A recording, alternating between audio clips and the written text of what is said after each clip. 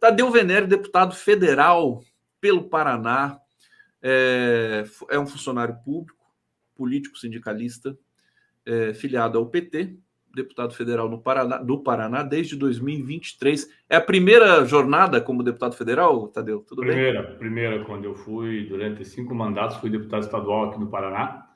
E já fazia tanto tempo que eu já tinha uma plaquinha de patrimônio, então era melhor sair antes que me Nem o Carlos botassem, Mink, né? O Carlos antes Mink que me botassem numa gaveta e esquecessem lá. Eu falei que não queria mais concorrer a deputado estadual.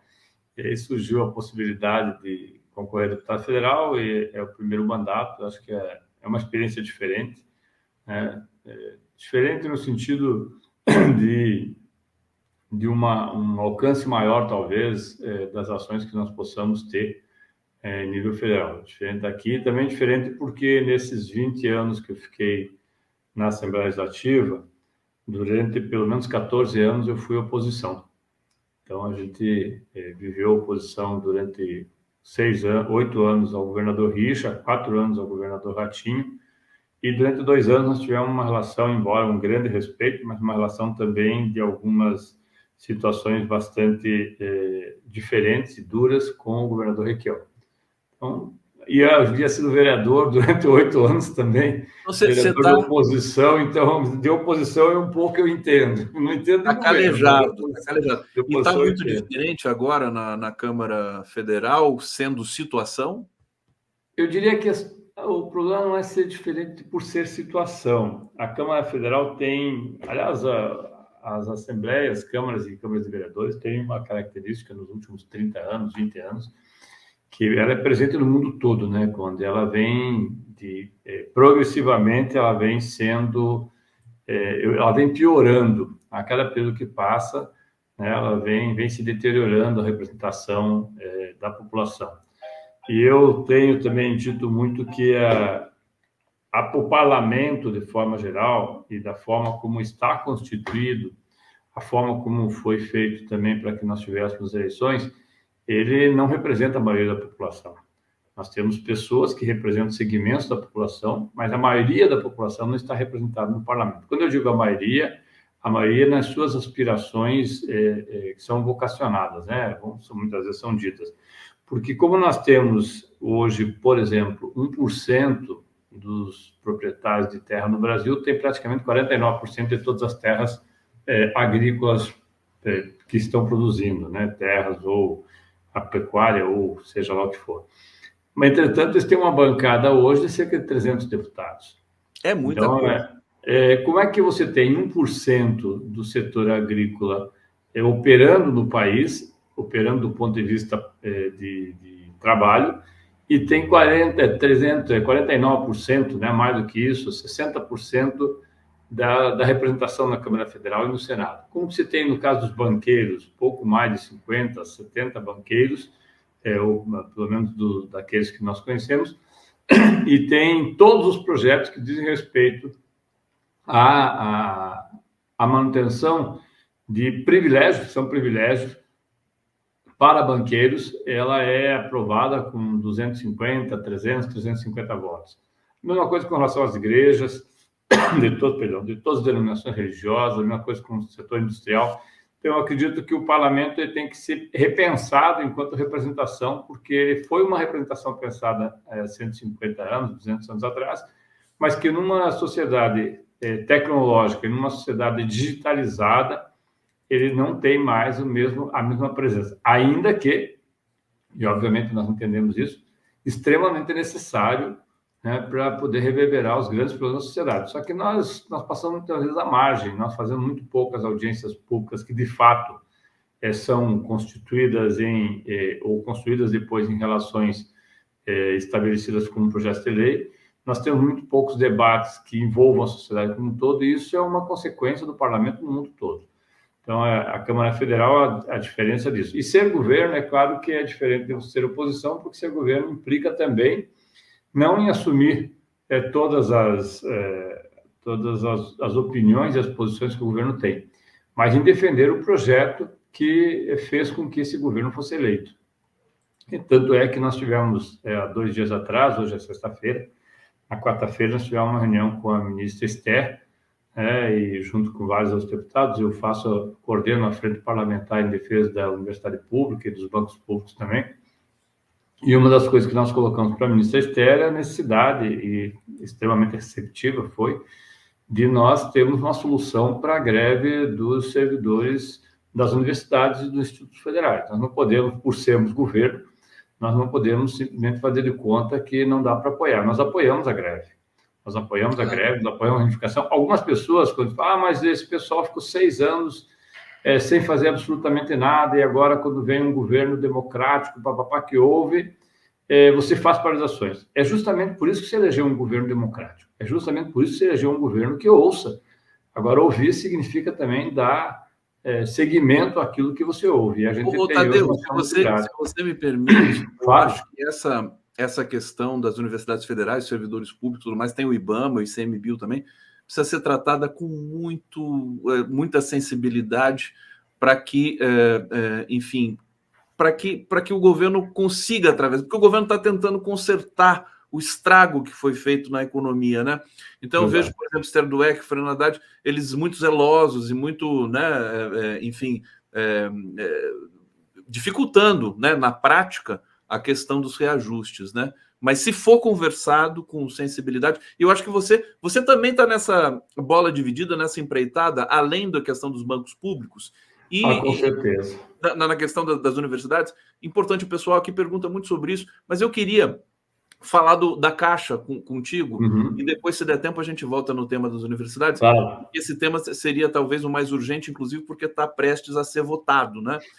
A questão da loteria da Caixa passar por uma subsidiária. Explica para a gente o que está acontecendo, meu querido. Olha, há uma situação, volto a dizer, que foi pouquíssimo debatida, né? Em 2019, antes mesmo, já em 2016, a Caixa Econômica, quando tinha aquilo que ficou conhecido como raspadinha, ela criou uma subsidiária que não foi levada a efeito, ela ficou lá pendurada, uma subsidiária para que pudesse administrar esses jogos. E em 2019, o Bolsonaro constituiu, de fato, com diretoria, com tudo, seria feita uma subsidiária para administrar as loterias da Caixa, mas só que vindo muito rápido, assim, mas vindo para o nosso momento atual, a loteria da Caixa no passado arrecadou 23,4 bilhões, 23 bilhões e 400 milhões de reais. E desse total, uma parte significativa vai para todos os programas sociais do governo federal, inclusive para os programas educacionais, FIES, agora mesmo o Pé de Meia, Bolsa Família, essas coisas todas saem, de parte delas saem das loterias. E esses programas, eles são essenciais para o governo, são essenciais, acredito, que para a população como um todo. E a Caixa tem uma capilaridade enorme, ainda que a Caixa seja um banco muito mais analógico do que digital, mas ela tem uma capilaridade enorme no Brasil todo e a sua clientela, basicamente, também é analógica. Eu digo basicamente do ponto de vista do seu dia a dia. E quando houve essa tentativa, já há algum tempo atrás, que não foi levado a efeito, de se transferir ou de se fazer esse processo de loterias via uma subsidiária, nós tivemos, no primeiro momento, uma concorrência, onde a Caixa não pôde participar. Agora, hoje, a Caixa pode participar, mas no primeiro momento ela não pôde participar. Houve dois momentos de leilões que foram desertos. O terceiro leilão foi feito por uma empresa que ficou 2 anos que não executou, abandonou e não executou. E a situação que nós temos hoje é assim, nós, há algum tempo atrás, fizemos aqui uma audiência pública, uma semana atrás, na Câmara Federal, colocando a preocupação que a Caixa transfira a loteria, porque a loteria é uma concessão, né, do governo para a Caixa Econômica. É isso que tem que ser lembrado, para a Caixa Econômica. Ela não é para uma subsidiária da Caixa, é o CNPJ da Caixa. Então, a loteria, que o ano passado arrecadou 23 bilhões de reais, ela é uma loteria para a Caixa Econômica. E a Caixa Econômica, ao criar uma subsidiária, a alegação, e isso nos foi dito, inclusive, pela vice-presidente da Caixa, é que você teria uma condição melhor pela subsidiária de fazer a contratação de profissionais na área, obviamente que esses profissionais, em princípio, são profissionais da própria Caixa, na área de tecnologia e ter uma possibilidade de disputar, inclusive, com os bets que terão, né, os jogos eletrônicos que terão um ambiente regulado no Brasil. A avaliação, Conde, é que os jogos eletrônicos tenham arrecadado no ano passado entre 120 e 150 bilhões de reais. Bilhões! Isso são isso não regulado. os grandes grupos internacionais, isso dito na audiência pública, os grandes grupos internacionais não entraram ainda no Brasil, né? Os grandes grupos internacionais são os grupos que controlam os jogos no mundo todo. E se entrarem, eu acredito que isso dobra, ou triplica, ou quadruplica. Quer dizer, nós vamos de 150 para 300, 400, talvez 600 bilhões de reais em apostas, né? E aí a Caixa criaria essa subsidiária. A subsidiária, em princípio, seria 100% vinculada, mas eu volto a dizer, nós temos essa trava que é um CNPJ novo, e por ser um CNPJ novo, não poderia operar com loterias, ou pelo menos é esse o entendimento que nós temos. Mas a Caixa Econômica, ao fazer isso, ela cria uma situação, no mínimo, difícil de ser entendida no primeiro momento. Porque ela pode estar com os bets, né, com os jogos, e com a loteria. Se ela tiver, também, volto a dizer, isso nos foi passado pelos representantes da Caixa e do próprio Tesouro. Se ela estiver com algum percentual de recursos que não sejam recursos da Caixa, ela perderia a loteria, ou seja, a loteria retornaria para a Caixa. A minha preocupação, e isso também foi dito para a diretoria da Caixa, e nós convidamos o presidente da Caixa para ir até a Câmara Federal fazer um debate a respeito disso, não conosco, né, mas fazer um debate com o Brasil inteiro, porque hoje a loteria ela tem um peso muito grande em alguns orçamentos, como eu falei aqui, alguns orçamentos sociais do governo. Ela retornaria a loteria, mas manteria o BETS. Então, eu estou entendendo que se retorna 23, 24 bilhões, mas deixa fora 300, 400 bilhões. O que Deixa eu só entender uma preocupante. coisa, Tadeu, que é claro. O seguinte, essa subsidiária, ela administraria o BETS e a loteria. E nós temos dúvida se ela pode administrar a loteria, sabe? Se ela pode administrar a loteria, porque, como eu falei, é um CNPJ novo. CNPJ diferente. O BETS já está com ela? Não, o BETS não está com a Caixa. O BETS, na verdade, não está regulado no Brasil. Não está regulado. Não tem um ambiente regulado. Embora tenha uma quantidade enorme de pessoas fazendo jogos, ele não tem, inclusive, ele não tem um lastro que dê segurança, que dê aquela garantia que você aposta, você recebe. Isso é uma coisa que preocupa, e claro que o governo tem interesse em fazer a regulação, uma parcela disso também será repassado em termos de impostos, mas o BETS, vindo para dentro desse ambiente regulado, ele traz muita gente para fazer uma organização e as apostas. É mais ou menos como os cassinos, né? Que em determinado momento aqui se falou nos cassinos, que não progridem, mas nós sabemos que eles existem. Nós não podemos trabalhar com aquilo que é ilegal, com aquilo que não está dentro das regras, né, juridicamente no nosso país, que são aceitáveis. Então, o cassino pode até existir, mas é clandestino.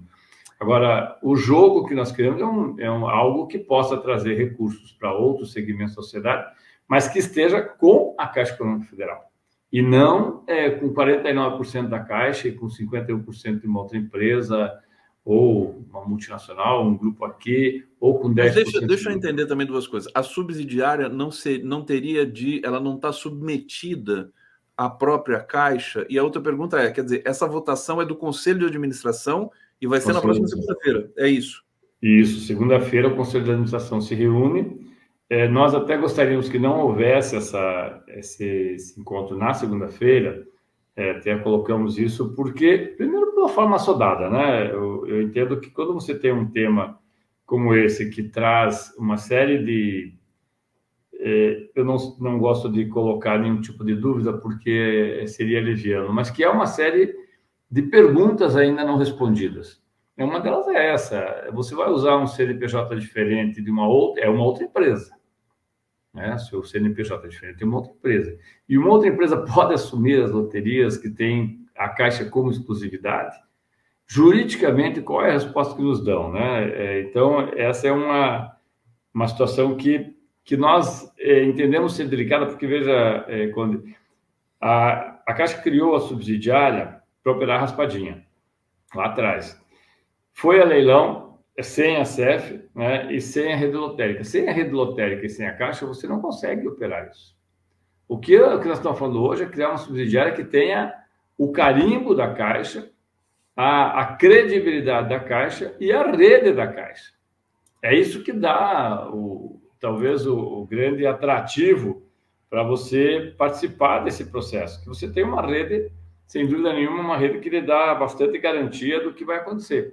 Quando você não tem isso, aí as coisas ficam um pouco mais complicadas. O presidente do conselho, o Dr. Seron, ele é presidente do Conselho de Administração, indicado pelo Tesouro, né, indicado pelo Ministério da Fazenda. O Ministério da Fazenda, junto com o representante funcional da Caixa, tem maioria nesse conselho. Por isso eu entendo que é possível, inclusive, já foi pedido vistas uma vez, mas é possível que você retire esse projeto e debata com os funcionários, debata com a sociedade.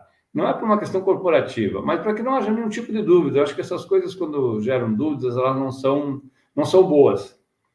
O bom é que você faça algo, faça essa trajetória, ou atravesse esse caminho, sem que você tenha dúvidas que depois eu não estou dizendo que vão, mas que pode gerar, inclusive, questionamentos do ponto de vista judicial e trazer uma série de problemas para a Caixa, para os BETs, para o governo, e que isso não quer dizer que seja este ou aquele grupo, ou sindicato, ou pessoa, mas que pode também vir desses segmentos. Perfeitamente. Tadeu Venere aqui no 11 News. Deixa eu trazer 2 comentários muito simpáticos aqui com relação ao cenário do Tadeu Venere. Olha, Maronir Batista de Lima, a foto linda da minha presidenta Dilma Rousseff, uma porção de corações aqui. Paulo César, estou vendo a Dilma presidenta corajosa, quadro em gabinete do deputado. Olha que bonito aqui, deixa eu aumentar para vocês. Tá bonito mesmo isso aí. Tem o Che Guevara ali. É o Che Guevara que está no cantinho ali? É o Che. Esse Che aqui é muito legal, cara. Esse Che é uma fotografia que foi feita e que foi no período que o Che, o Fidel, estava lá, ele fez uma dedicatória, né, sobre esse quadro do Che. Essa é uma fotografia que tem poucas pessoas que acho que encontraram. Eu acabei ganhando um amigo meu que estava, né, em Cuba. Eles mandavam tanta gente para Cuba que ele acabou indo para Cuba. Parece que atrás de você tem uma mulher com uma bandeira de Cuba. De Cuba. Quem é essa mulher? A nossa, talvez uma das maiores líderes que nós tivemos, que não é brasileira, é alemã, mas que deveria ser muito estudada. Eu vou voltar um pouquinho para cá para você ver. Aqui isso. Aqui, é para outro lado, é para outro lado. Olga Benário. Olga Benário. Do lado, né? Marielle. Da Marielle Franco.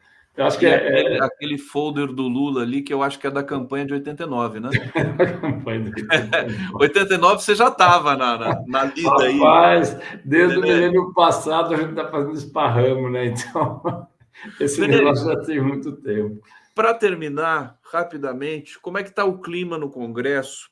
Ontem nós tivemos ali uma espécie de clímax da tensão entre Padilha e Lira, Padilha e tudo mais, e a votação do Brazão também, da prisão do Brazão, esquentou um pouco o clima ali. Como é que você está sentindo a capacidade do governo disputar questões com essa oposição, parte dela muito extremista, né? Como é que está a situação lá? Eu acho que nós temos uma situação hoje no Brasil, no mundo todo, mas no Brasil, porque o Brasil é um país que talvez a gente às vezes não perceba, mas o Brasil é um país que tem uma posição muito diferenciada do resto do mundo, né? O Brasil não é um país pequeno, não tem uma população pequena e tem uma capacidade, uma condição de gerar riquezas a partir da sua biodiversidade que poucos países do mundo têm. Então, nós não estamos falando, sem citar nenhum país, nós não estamos falando de um país periférico, e com uma população periférica. Não é por acaso que hoje você tem alguns ataques feitos de fora do país para as nossas instituições. Nós temos pessoas dentro da própria Câmara Federal fazendo um movimento que, a meu ver, tem por objetivo desestabilizar a própria democracia. Há um golpe em curso que foi no dia 8 de janeiro, foi impedido de se concretizar, mas que eu pessoalmente, pelos sinais que são colocados, não se limitou ao 8 de janeiro, quer dizer, os golpistas de 8 de janeiro e que antecederam 8 de janeiro e que foram os mesmos de 2016, os mesmos de 2018, continuam no processo a todo vapor. Quer dizer, o golpe no Brasil não é uma coisa que aconteça pontualmente, ele está permanentemente no nosso horizonte, talvez desde 1889, né? Porque a cada período que passa, parece que aquelas forças de segurança que deveriam, de fato, nos dar seguranças, acabam sendo protagonistas, direto e indiretamente, de golpe. E no Congresso Nacional, nós temos hoje um Congresso muito diferente do que nós tínhamos em 2006, 2010. E por que diferente? Primeiro, porque tem uma autonomia, é quase um parlamentarismo sem primeiro-ministro. Você tem hoje uma distorção, a meu ver, uma distorção no Congresso que faz com que nós tenhamos 25% do orçamento. 25% do orçamento está na mão dos deputados e senadores, cerca de 52 bilhões de reais. Isso gera uma instabilidade nas relações com qualquer governo, que todos os governos têm emendas, todos os países têm, mas é uma emenda pequena. Aqui a emenda ela é quase equivalente ao valor anual que você tem direto do PAC, o que é muita coisa. Isso fez com que nós tivéssemos uma bancada de extrema-direita, que trabalha muito com informações que não são verdadeiras, sai do país, como nós temos visto alguns deputados, deputadas, inclusive no Parlamento Europeu, para dizer que nós não vivemos mais uma democracia, que aqui nós estamos vendo o socialismo do Brasil. Eu não sei exatamente o que esse pessoal lê, vê ou pensa, mas seria em outros tempos, quando seria uma coisa assim risível, né? As pessoas iam achar que era ridículo, era uma piada alguém sair do Brasil, no governo Fernando Henrique Cardoso, por exemplo, dizer que nós vivíamos uma ditadura de informações, cerceamento, presos políticos. Ora, as pessoas dizerem que nós vivemos sem ter as condições de exercer plenamente a democracia e fazê-lo aqui dentro do Brasil é uma contradição. Então, essa extrema-direita você não tem como conversar, né? É absolutamente impossível, porque ela tem posições, ainda que tenha votado e votou bastante, bastante forte também na cassação, alguns votaram, né? Na cassação, não, na prisão, na confirmação da prisão do Brazão, mas ela é bastante oportunista, né? Porque ela se movimenta com interesses bastante contraditórios. Há aquele grupo que a gente sempre consignou como sendo centrão, que eu tenho sempre tido cuidado de dizer que eu respeito, e respeito todos os deputados, até porque a minha obrigação é fazê-lo, mas que você não consegue identificar um partido, de fato, com uma orientação de partido. Você tem ali, com exceção talvez de 2 ou 3 partidos menores, mas os grandes partidos eles se dividem. Uma parte governo, uma parte oposição e uma parte conforme a votação, o interesse daquele grupo. Esse centrão, o colunista aqui de uma rede de televisão e de rádio, dias atrás, falou que o centrão não se vende, o centrão se aluga. Se aluga. Ele é muito ouvido no Brasil inteiro, e o Azevedo que falou isso aqui. Eu acho que ele tem razão, o aluguel no sentido de, conforme o interesse, você consegue votação assim assado. Então, você vai votar a reforma tributária, você precisa liberar cargos, liberar emendas, liberar coisas, porque não se trata do projeto em si, mas daquilo que você pode ganhar com o projeto. Isso é muito ruim. E nós temos uma base, que eu acredito que seja a base, de fato, a base mais orgânica, né, do governo, que ela é menor do que os outros 2 grupos, certamente é menor.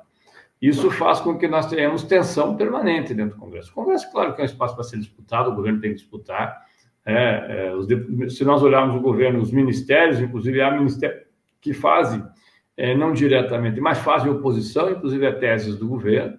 Nós sabemos disso, acho que não é um segredo, é um governo de coalizão. Eu sempre falo que é o governo que nós podemos, talvez não seja o governo dos sonhos, mas é o governo que nós podemos ter em 2022, dentro das condições que estão colocadas dentro da sociedade. E essa tensão permanente, como eu falei, ela gera também desdobramentos. O que acontece hoje com o presidente da Câmara Federal, numa disputa muitas vezes feita com o presidente do Senado, e com setores do governo, ela é um pouco o resultado de todo esse processo, inclusive com a aproximação daqui a alguns meses das eleições que vão designar quem será o novo presidente da Câmara Federal. A verdade é que nós temos hoje muito mais poder na mão do presidente da Câmara Federal, seja ele quem for, do que em qualquer outro tempo. Acho que isso Mas, é muito sobretudo, ruim. Depois dessa votação da confirmação da prisão do Chiquinho Brazão, muita gente dizendo que o Lira se enfraqueceu até porque parece que a fala do Elmar Nascimento, que é o possível candidato dele, né, a sucessão ali na presidência da Câmara, foi um desastre, né, que ele foi a favor da soltura, né, do Chiquinho Brazão. Agora, eu queria ainda, se você me permite, avançar um pouquinho contigo aqui mais alguns minutos. Como é que está? Tem se comentado que a anistia está sendo ali elaborada pelos deputados de extrema-direita. Uhum. Há condições de prosperar essa discussão ali, da maneira que as coisas estão indo? Olha, quando eu sempre falo que a melhor forma de você que não concorda com a anistia, e eu acho que a maioria da população não concorda, isso independente do seu viés, né, de eleição, a maioria não concorda, e a maioria, quando vê o que aconteceu na Câmara, no Senado, né, enfim, no STF e no Palácio, definitivamente entende que houve uma tentativa muito clara de golpe. Se não era o golpe feito com aquelas pessoas que estavam lá, era o golpe dado como gatilho para que as Forças Armadas, afinal de contas, nós tínhamos pessoas em frente aos quartéis no Brasil inteiro. Às vezes as pessoas esquecem isso. As pessoas que estavam lá quebrando tudo eram as mesmas pessoas que passaram Ano Novo, passaram Natal, passaram chuva, e enfrentam um quartel em Brasília, enfrentam um quartel aqui em Curitiba, enfrentam um quartel em Maringá, enfrentam os quartéis no Rio de Janeiro. Ou seja, eles não estavam ali para esperar que o Papai Noel viesse lhes trazer como presente um golpe de Estado. Eles estavam fazendo por onde um golpe de Estado pudesse acontecer, com as consequências que nós sabemos, né? As consequências trágicas, inclusive, para alguns que talvez não lembrem, de fechamento do Congresso, de cassação de mandatos, de mortos, desaparecidos, presos, exilados, todas as consequências que o golpe sempre traz. E hoje, quando eu vejo essa situação que você coloca, né, de ficar mais ou menos enfraquecido ou mais ou menos empoderado, eu vejo que a Câmara Federal, ela, até o último momento, eu diria que até o início da votação ou durante a votação, não se tinha uma aposta segura, não pela vontade, mas pela realidade, segura de qual seria o resultado. O que me parece que o líder né, do União Brasil, que fez a declaração pública, queria orientar, ele não poder orientar pelo voto sim ou pelo voto não, porque é uma composição de fatores, é uma frente, né? Mas para o partido dele orientou, e não necessariamente o partido dele seguiu, como também não necessariamente o PL seguiu, é bom lembrar. O PL, alguns deputados votaram... No Paraná, nós só tivemos 4 votos a favor contra a prisão. Só 4 aqui no Paraná. Se você pegar o líder do PL, que é de Londrina, o deputado Vermelho, o deputado que não é do PL, o deputado Tião, e o deputado Jacobo, que eu não me recordo qual partido está. Mas isso também mostra que os deputados tentaram, até o último momento, saber qual eram aqueles que estavam em cima do muro, saber qual era a tendência para votar e na tendência que seria vencedora. Isso, então, nos deixou numa situação, assim, eu diria, de expectativa, até pelo menos aumentar a votação. Nós estávamos com lembre-se que cerca de 70 deputados não votaram. Não votaram, não se manifestaram. Nós temos um número de abstenções, que me parece que gera em torno de 19 ou 20 abstenções, e um número significativo de votos pela soltura, não, ou pela libertação do Brazão, o que é muito voto. É muito voto. E eu diria assim, arriscaria dizer, se a votação fosse secreta e o resultado fosse secreto, a tendência é que os deputados, pelo perfil da Câmara Federal, teriam soltado o Brazão. Porque muita gente estaria pensando em si próprio, né? Não é pela independência da Câmara Federal, não é pela disputa com o STF. Eu não acredito que isso seja assim, o princípio dessa votação. O princípio dessa votação é a manutenção dos dedos, ainda que tenham que ser perdidos os anéis. E, para mim, essa votação foi muito clara, tanto que nós não tivemos defesas, a não ser, obviamente, a defesa feita pelo advogado, né, do Chiquinho Brazão, mas nós não tivemos intervenções do porquê que estava acontecendo aquilo. Nós tivemos na CCJ a margem comparativamente foi muito maior, pela manutenção da prisão, e com duas declarações que me chamaram muito a atenção na CJ. Uma é de um dos líderes da extrema-direita que diz que realmente houve um crime inafiançável, mas que não foi pego em flagrante. Isso é uma aberração. Isso é de uma confissão extremamente preocupante, porque significa dizer o seguinte: eu posso